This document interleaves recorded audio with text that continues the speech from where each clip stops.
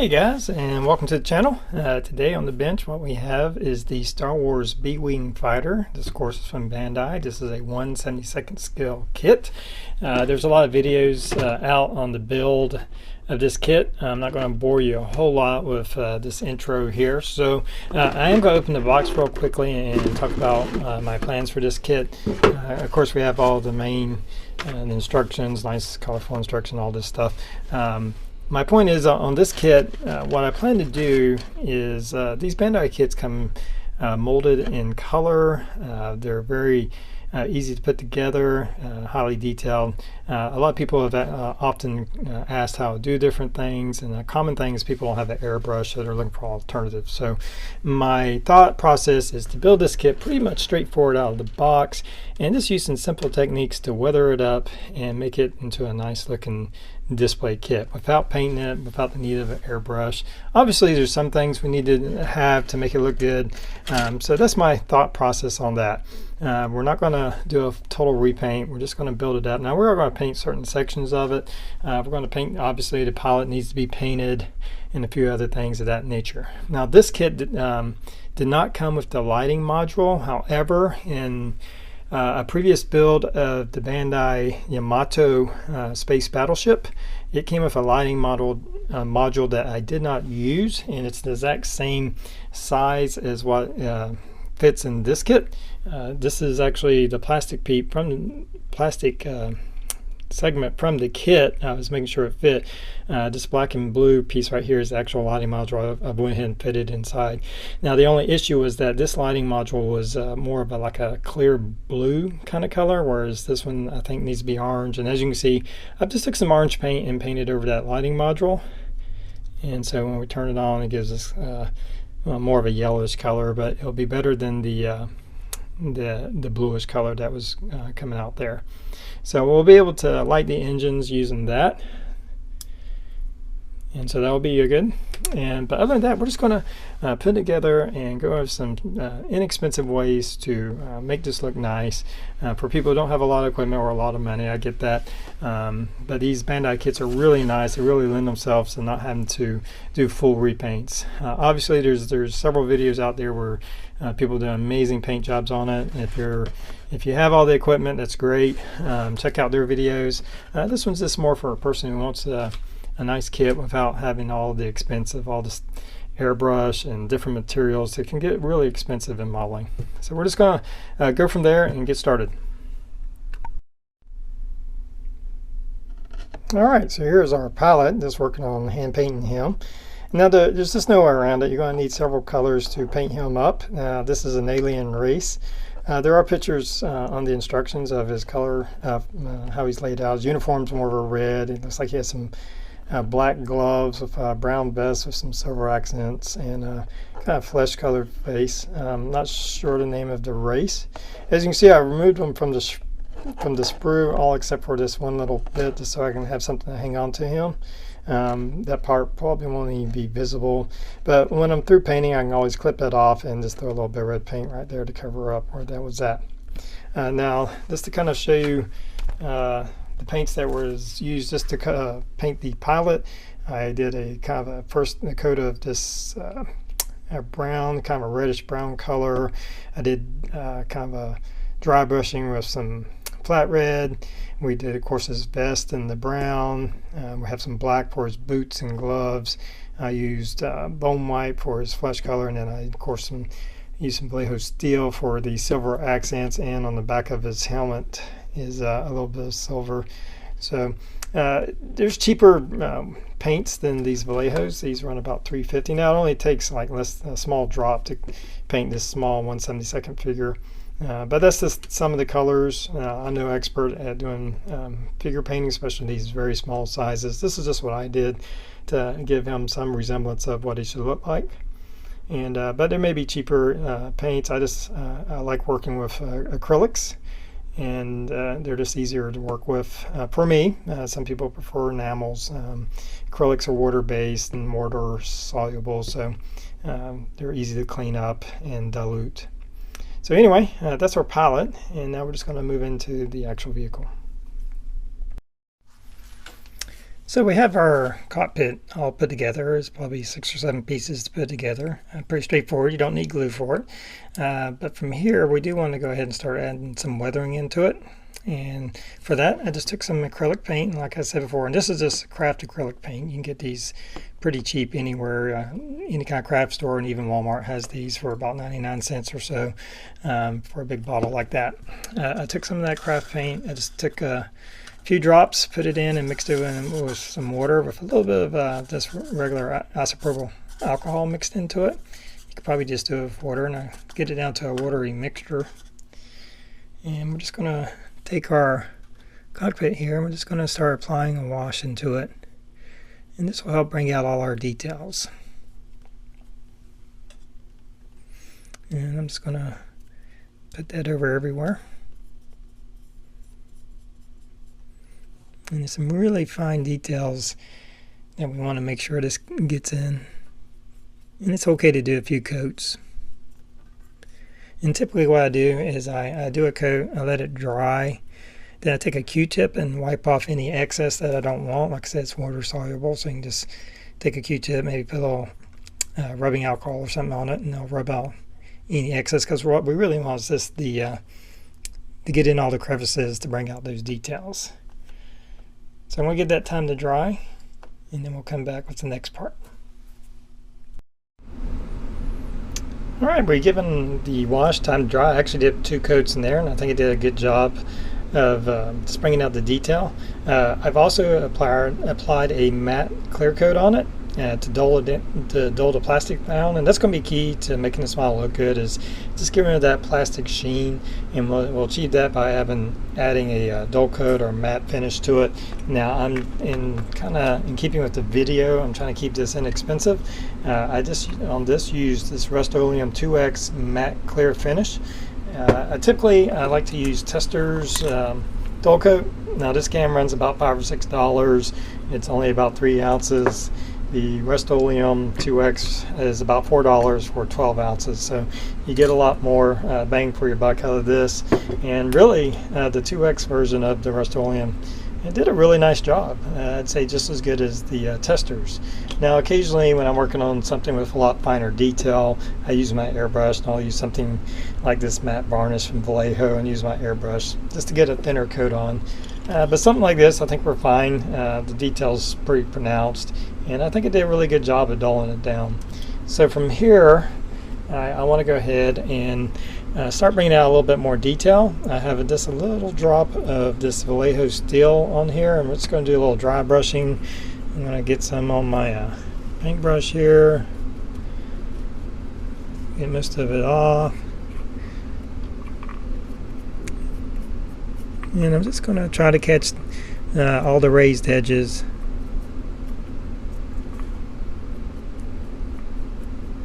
Give it more of a kind of a metal look.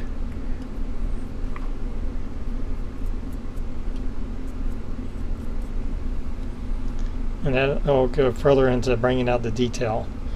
And from here we're going to do a little detail painting. I've applied my matte finish on it. I don't want to do any more matte finish because I'll actually dull down this. And what I'm going to do is I'm going to just add in just some button colors, probably some reds, maybe a few other colors.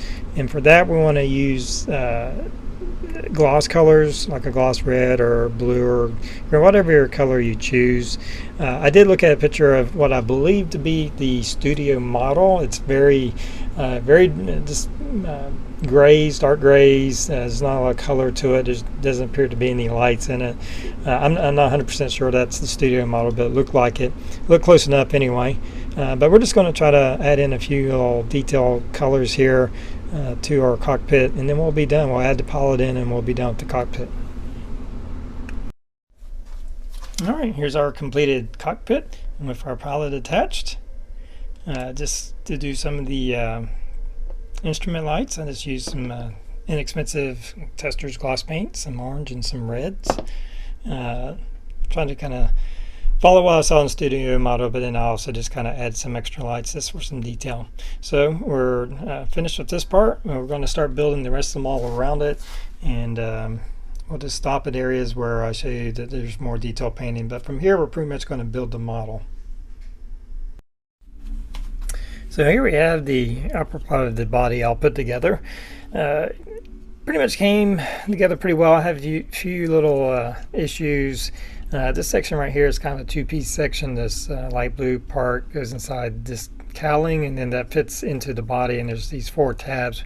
Well, I had just pressed it on, just check it, and then when I started to pull it back off, it broke 3 of the tabs. So I ended up having to put it on and glue it and kind of hold it in place while the glue set. And I just used some of this extra thin cement around the edges to make sure, because we had a bit of a gap, and with the gluing it in, I was able to pretty much eliminate the gap so it fits like it should. And I also had the same issue. This circular part right here is actually 3 parts, and there's a little bit of gaps between each. So I had to put a little bit of this extra thin cement, hold it in place while the glue dries. Now it still turns. It didn't affect that, but we did have to kind of glue that. I did also put a little bit of this glue right in the seam right here, just to make sure we had a nice solid joint. Engines are in, they do work. We'll reveal that later. So from here, we're going to move on. We got to do the lower part of the body. We have to add the wings and all. And then we'll get into the fun part of painting it and weathering it. Not painting it, but weathering it and putting decals on and stuff of that nature.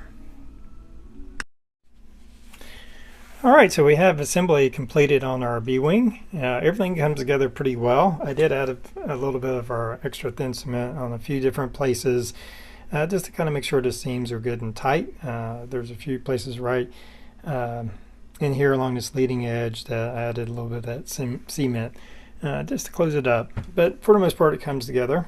Just be aware there are some really tiny parts that are easy to get away from you. I actually lost a little tiny part and went up underneath the canopy, underneath the cockpit. I can't find it. It's not too noticeable, so I'm not too worried about it. But there's little tips to the guns that are easy to get away from you. So just be careful when you are taking those off the sprue and applying them to the rest of the model. From here, ideally, I would use, you have of course a set of stickers and a set of decals. Ideally, I would use the decals. They give a much better fit and look to the model. But for this purpose, I'm going to be using these stickers. The reason I'm doing that is my plan is to come back to this in the future, clean it all off, and do a complete repaint of the model. And I want to have some of these decals left over. Now, some of it I will be painting. Maybe I will use some of these decals. These blue stripes go, I believe, on the wings in this section.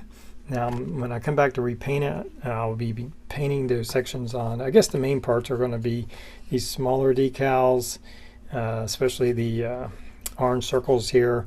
I want to have the decals when I do the actual model, because that's difficult to paint on a perfect circle like that. So we're going to mix up the decals and the stickers a little bit for the purposes of this build. But again, my plan is to come back in the future, I'm not sure when, and clean it off and then do a complete repaint and see how we can get it looking. But I think doing all this, we're still going to have a nice looking model. And that's the purpose of this video, is you don't have to have a lot of supplies and airbrush and things to build these Bandai kits and to make them look nice. So I'm going to be applying all those, and we'll come back once I have those on. Alright, I'm back. I've applied all of these stickers. I went ahead and used all of these stickers, including these ones that go on the ends of the wings here. The thing about these stickers is that they are made of like a vinyl stretchy material.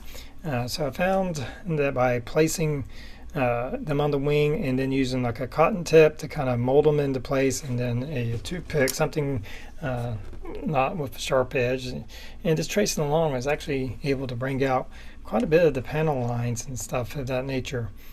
They're really not too bad. They're not just typical paper stickers that cover up everything. You can actually mold them in with a little bit of effort. You can mold them into place. You can see a little bit down here where they're actually they'll follow. You can get in the panel lines and some of the raised details, and even with regular decals, you're going to have issues trying to get it around some of these significantly raised details like this over here. But it just took a little work. Like I said, with a Q-tip first to kind of mash it all and get it set in, and then using the toothpick to press it in and stretch it around the raised details and press it into the different panel lines. You can see it actually looks not too bad. Now, I'm not saying it looks better than painting it. Obviously, when it comes time to redo these areas will be repainted. I'll just have a much cleaner look to it. But there's a lot of decals and stickers that they include, a lot of little tiny information ones, emblems, things of that nature, quite a few. And I just used the stickers. From here, what I think I'm going to do, originally I thought about this doing some weathering straight onto this plastic, but I think I'm going to go ahead and add a clear gloss coat, just a rattle can clear gloss coat, to give I kind of sampled some of the weathering inside here, and the plastic it was just kind of beating up with the wash that I was using. So I'm going to do the gloss coat, and I think that'll help even out. I think it'll also help on these vinyl decals. I don't believe that the wash will adhere to that. Maybe with the gloss coat it'll give it something to kind of at least stick to a little bit. So I'm going to go ahead and do a gloss coat over the whole vehicle, and then we'll start our washes and our weathering. Right, as you can see, we have a gloss coat on our B-wing. It's all dried, and just to show you what I've been working on is doing the weathering. And this is where our model is starting to come to life a little bit. And I'm going to talk about how I'm working on the weathering. Right now we're just doing a wash. Now the way I'm working is I'm doing an oil paint wash that I made myself. Now normally I'll take just like a black craft oil paint, and I'll mix it in with some enamel thinner. I'll thin it down to like a watery consistency, brush it on, and wipe it off. And the problem with Bandai models is they tend to have a reaction to enamel thinners, maybe some other kind of thinners, but I know with me it's been enamel thinners. It's caused cracks and parts to break off. My ATSD model suffered a fairly large crack right up the middle. Other little parts broke off, and I've had other models do that when I try to do these type washes. So I'm trying something different. I remember watching, I believe it was Interstellar Mahler, he was doing a pen wash or some sort, and used some Zippo lighter fluid to clean it off. So I'm using the Zippo lighter fluid to make my wash. As you can see, I'm just mixing it in here, putting a little bit in here. It evaporates. Obviously you're dealing with lighter fluid, so you have to be very careful with it. You don't want it around any sources of that can ignite it. So be very careful with that.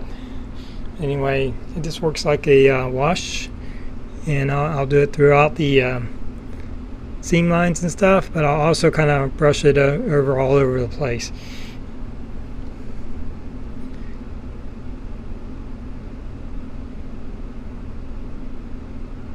And really I'm just getting it all in these, make sure it goes all in the panel lines.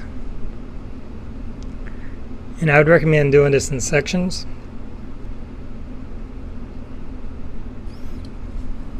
It dries fairly quickly.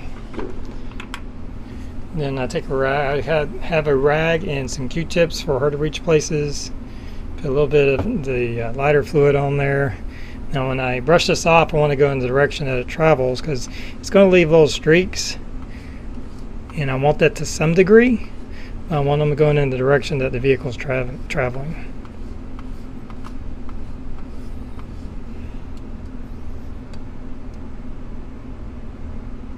So again, this is what we've done on one side of the ship. So I'm going to finish that. I'm going to do it over the whole ship, and then we'll move on to the next stage. Alright, and here we are with our finished Bandai Star Wars B-Wing fighter in 1/72 scale.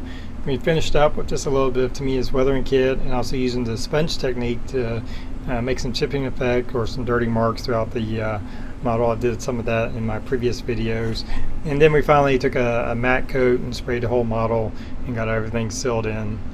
Again, we have working engine lights. I think my batteries are not very, we're getting pretty low. They're not very bright at the moment, so probably need some new batteries in there.